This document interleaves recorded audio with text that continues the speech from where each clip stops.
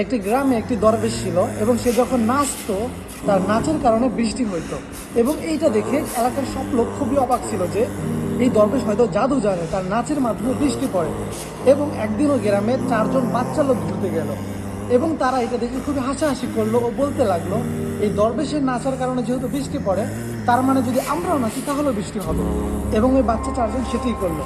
তাদের একজন প্রথমে 1 ঘন্টা নাচলো কিন্তু কোনো বৃষ্টি হলো না, দ্বিতীয় জন 2 ঘন্টা নাচলো তাতেও বৃষ্টি হলো না, এবং তৃতীয় জন 1 ঘন্টা নাচলো তাতেও কোনো বৃষ্টি হলো না। এইভাবে 4 জনে প্রায় 4 ঘন্টার মতো নাচলো কিন্তু কোনো বৃষ্টি হলো না। তারপরে দরবেশের পালা। দরবেশ বললো তোমরা থামো, এখন দেখো আমি এখানে নেচে বৃষ্টি নামিয়ে দেখাবো। তখন দরবেশ 1 ঘন্টা নাচলো কিন্তু বৃষ্টি হলো না, 2 ঘন্টা, 2.5 ঘন্টা নাচার পরে বৃষ্টি হলো। তখন ওই বাচ্চা 4জন দরবেশের কাছে গিয়ে মাফ চেয়ে বলল, আমরা যখন নাচলাম কোনো বৃষ্টি হলো না, কিন্তু আপনি নাচার পরে বৃষ্টি কিভাবে হলো? তখন দরবেশ বলল, দেখো আমি যখন নাচি তখন আমি 2টা জিনিসের প্রতি লক্ষ্য রাখি।